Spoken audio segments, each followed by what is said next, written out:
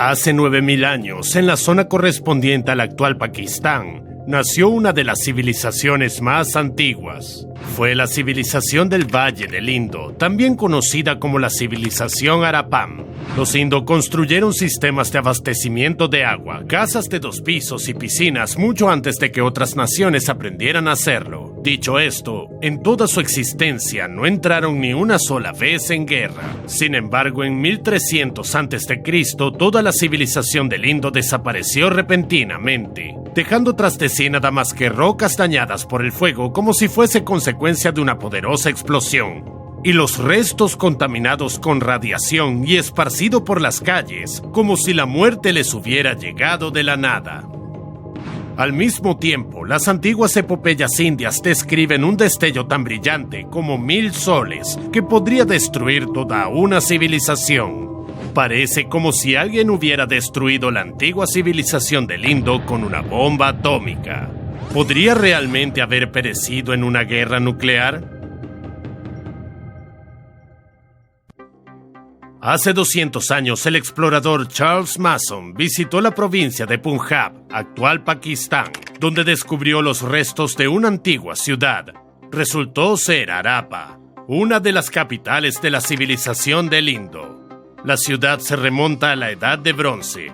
Fue fundada en el año 2060 a.C., pero excavaciones posteriores revelaron que los primeros asentamientos ya existían allí en el 7º milenio a.C.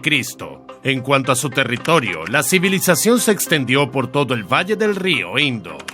Con una superficie de alrededor de 1 millón de kilómetros cuadrados, se compara con la actual Bolivia. En su apogeo, la civilización del Indo contaba con una población de casi 5 millones de habitantes. Esta cifra es superior a las poblaciones combinadas de sus 3 contemporáneos, Mesopotamia, el antiguo Egipto y la antigua China. Casi 100 años después del descubrimiento de Harappa, una excavación arqueológica reveló otra gran ciudad, Mohenjo-Daro. Su nombre significa montículo de los hombres muertos. Alrededor de 35.000 personas vivían en la ciudad, y para los estándares del 2º milenio a.C. era una ciudad del futuro.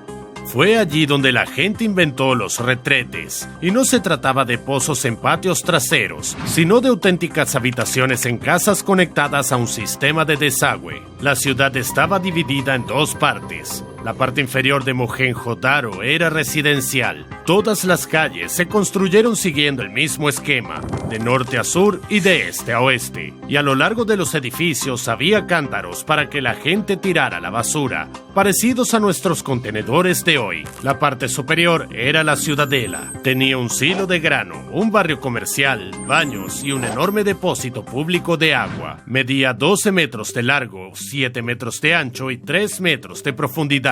Una capa de alquitrán en el suelo mantenía el tanque estanco. Cerca se colocó un barril gigante con agua de lluvia.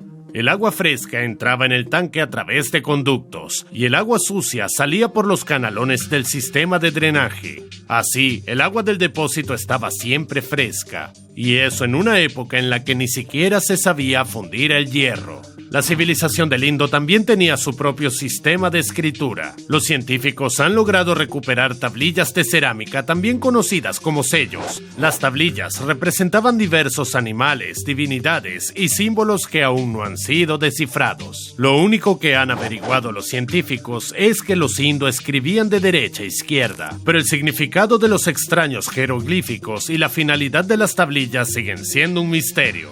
Y no es el único enigma que dejó tras de sí la civilización Harappan. El caso es que Mohenjo-Daro estaba rodeada por una alta muralla. Los historiadores suponen que en caso de peligro los ciudadanos podían refugiarse en la espaciosa ciudadela, pero todas esas precauciones estaban destinadas a proteger la ciudad no de incursiones enemigas, sino de inundaciones. Además, la civilización del Indo carecía absolutamente de armas o ejército. Dicho esto, la gente no estaba aislada y participaba activamente en el comercio con sus vecinos, por ejemplo, con Mesopotamia. Alrededor del año 2600 a.C., tablillas mesopotámicas comenzaron a mencionar el comercio con una tierra lejana. De esa tierra se traían a Mesopotamia oro, plata, cobre y lápiz lazuli. Lo curioso es que los del Indo exportaban sus mercancías por mar. Esto indica que tenían una flota comercial, ciudades prósperas y desarrolladas y minas de metales preciosos, pero ningún ejército. ¿Cómo es que esta rica civilización no se convirtió nunca en objetivo de ningún invasor en toda su existencia? Al parecer, los líderes del Indo dominaban el arte de la diplomacia. Después de todo, el mundo moderno no carece de ejemplos de conflictos que no se resolvieron con la guerra. Digamos, en 1978, el presidente estadounidense Jimmy Carter consiguió solucionar el conflicto entre Egipto e Israel. Durante 30 años, estas dos naciones se enfrentaron en 4 guerras. A finales de los 70, cuando las conversaciones de paz llegaron a un callejón sin salida, Carter invitó al primer ministro israelí y al presidente de Egipto a una reunión de 2 semanas de duración. Después de eso, no estallaron más conflictos armados entre los países. Es posible que la civilización del Indo, que se adelantó a su tiempo, contara con diplomáticos tan buenos como Jimmy Carter. Pero ni siquiera eso la salvó de la terrible catástrofe. En 1300 a.C., la civilización del Valle del Indo simplemente desapareció.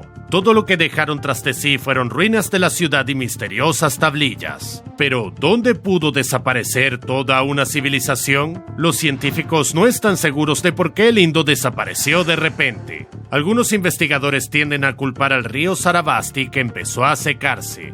Esto provocó una sequía que obligó a los indios a trasladarse a las llanuras del río Ganges, donde se mezclaron con otros pueblos a lo largo de los años. Según otra teoría, los indios desaparecieron cuando talaron todos los bosques de la zona. Necesitaban madera para coser ladrillos que utilizaban para construir ciudades. Con el tiempo, los bosques fueron talados y la zona se convirtió en un desierto. Los campos se vieron asolados por la sequía y la civilización abandonó el Valle del Indo. Otra versión es que la población urbana pereció de cólera o epidemia de malaria. Pero todas estas teorías tienen el mismo inconveniente. Las excavaciones no han revelado nada que las corrobore. De hecho, el río Sarasvati bien podría resultar ser material de leyenda. Fue descrito en una epopeya, pero nadie sabe si existió en la vida real. Por otra parte, los arqueólogos encontraron algo realmente extraño. En 1922, durante una excavación en Mohenjo-Daro, los científicos encontraron los restos de unos 40 cadáveres en la parte baja de la ciudad. Algunos esqueletos se encontraron tumbados en poses extrañas y antinaturales, como si su muerte hubiera sido repentina. Pero eso no fue todo. En 1977, el investigador David Davenport estudió el lugar de la excavación para descubrir una oquedad de 50 metros de diámetro. Todas las rocas de su interior parecían haberse derretido y convertido en una masa vidriosa. Pero eso solo podría haber sido causado por temperaturas extremadamente altas, no menos de 1500 grados centígrados. Se podría pensar que Mohenjo-Daro fue testigo de una explosión casi tan potente como una nuclear, y puede que esto resulte ser cierto. Arqueólogos que trabajan en el estado de Rajasthan en el norte de la India descubrieron una capa de polvo radioactivo. El hallazgo se encuentra a solo 700 kilómetros de Mohenjo-Daro. Una nube radioactiva bien podría haber recorrido tal distancia tras una explosión nuclear. Además, también se encontraron restos de radiación en la propia ciudad. Los investigadores midieron el fondo de radiación de algunos de los restos mortales y descubrieron que era 50 veces superior a la norma. Además, la antigua epopeya india Mahabharata contiene menciones de una poderosa explosión con el brillo de 10.000 soles que podría quemar naciones enteras. Todos los indicios apuntan a una explosión nuclear en Mohenjo-Daro, que tuvo lugar miles de años antes de las centrales y las armas nucleares. Pero, ¿cómo pudo ser posible?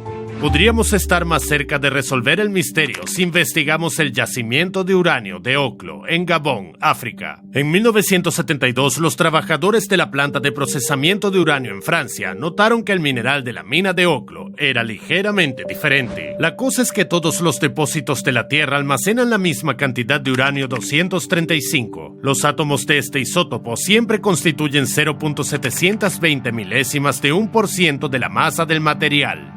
Y las muestras extraídas en Oklo contenían 3 milésimas menos que eso. Significaba que el mineral de este yacimiento había sido despojado de algún modo de unos 200 kilogramos de uranio. Esta cantidad es suficiente para fabricar casi 5 bombas nucleares. Pero, ¿dónde podría haber ido a parar el isótopo de uranio? Paul Kuroda, profesor de química de la Universidad de Arkansas, calculó que hace 2.000 millones de años, la proporción de uranio 235 en el yacimiento llegaba al 3%. Eso era suficiente para convertir la mina de Oklo en un reactor nuclear natural. Kuroda supuso que dicho reactor funcionaba por ciclos. Cuando el agua subterránea llegaba al yacimiento, se encendía durante media hora. Y cuando el agua se evaporaba porque el reactor se calentaba, el proceso se detenía, reanudándose en unas 2 horas y media. Los ciclos se prolongaron durante 500.000 años. Durante ese tiempo, unas 10 toneladas de uranio 235 se descompusieron en el reactor natural de Oklo. Suponiendo que un reactor como ese existiera en algún lugar cerca de Mohenjo-Daro, podría haber causado la explosión nuclear que destruyó la civilización del Indo. Pero hay algo que no cuadra.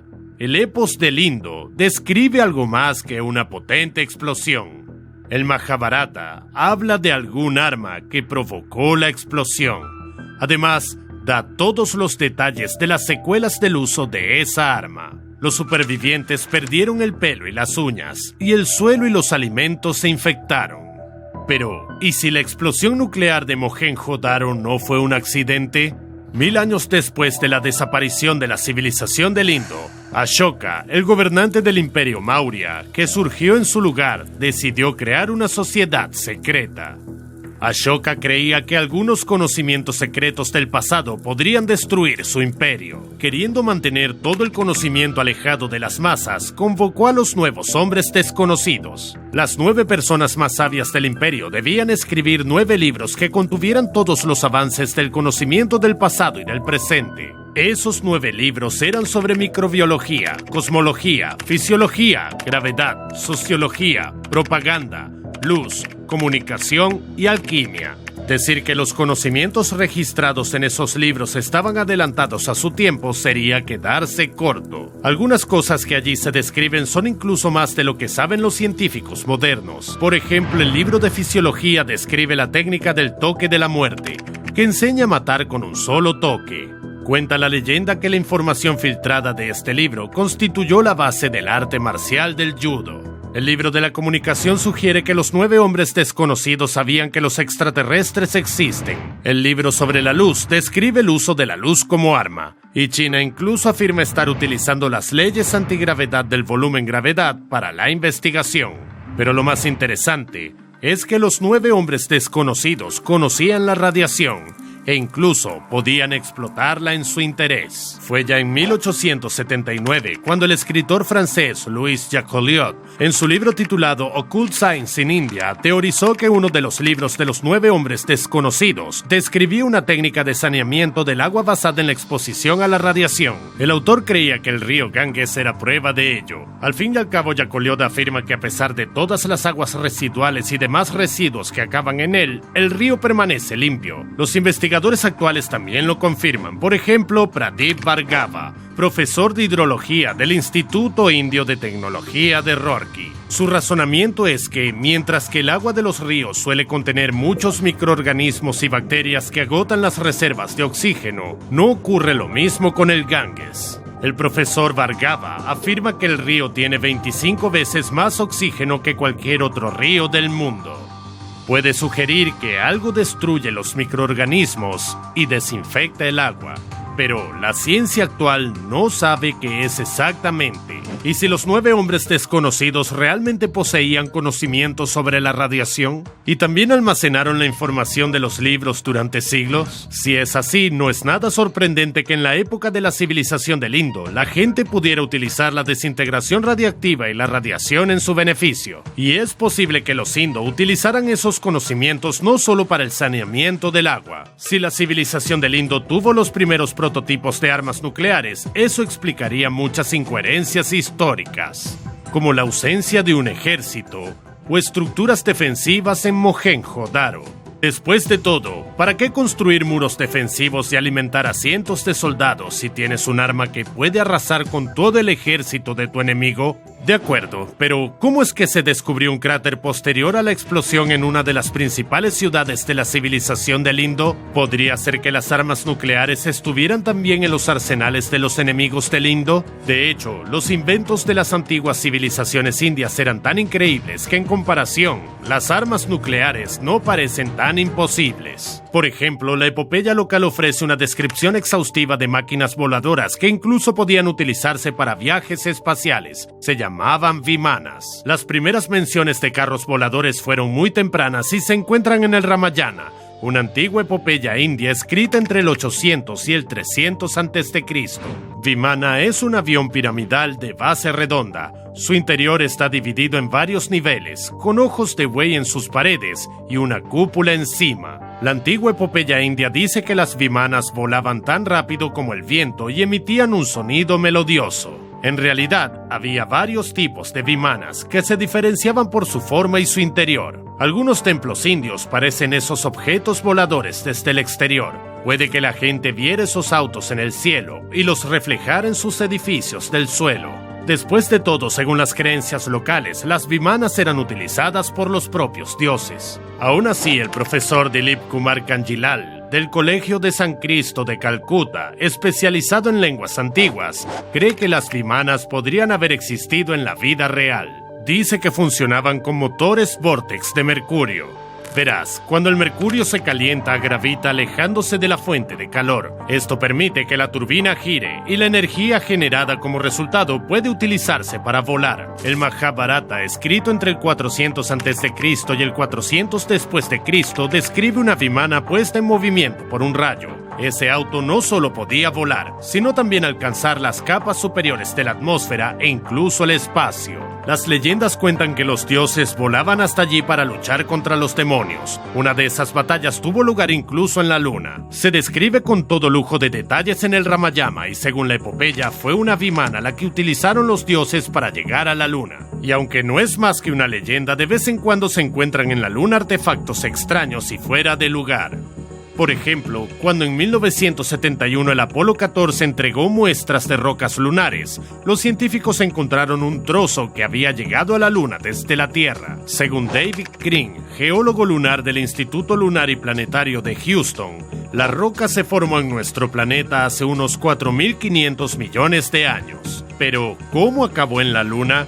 Los científicos no pueden dar una respuesta definitiva a esta pregunta. La creencia común es que un trozo de roca fue expulsado por el impacto de un meteorito unos 150 millones de años después de que se formara la Tierra. Dado que la Luna estaba 3 veces más cerca de nosotros en aquel entonces de lo que está ahora, trozos de rocas procedentes de la Tierra acabaron en su superficie. Pero esta roca tendría que haber permanecido intacta en la Luna durante miles de millones de años. Quizás un fragmento podría haber aterrizado allí con la vimana, pero si aún dudas de que las vimanas puedan existir realmente y volar al espacio, échale un vistazo a la nave espacial Dragon. SpaceX diseñó esta nave espacial para transportar personas y carga a la órbita terrestre. Su forma es muy similar a la del auto celestial de las antiguas leyendas indias. Pero según la epopeya, las vimanas no solo se utilizaban para viajes aéreos y espaciales. Algunas podían convertirse en armas, lanzando proyectiles individuales desde el cielo sobre ciudades enemigas. Las leyendas las describen como cargadas con todo el poder del universo, dejando tras de sí nubes de humo y fuego tan brillantes como miles de soles. Uno de estos proyectiles era lo bastante potente como para destruir una civilización entera. Vimanas que vuelan al espacio y lanzan bombas nucleares sobre ciudades enemigas. Esto puede sonar demasiado increíble, pero todo esto fue descrito en las antiguas epopeyas indias, y eso significa que incluso hace miles de años, los humanos contemplaban los vuelos a la luna y las posibilidades de utilizar la energía nuclear con fines pacíficos y no pacíficos. Entonces, ¿sigues pensando que nuestros antepasados creían que el cielo era una cúpula sólida?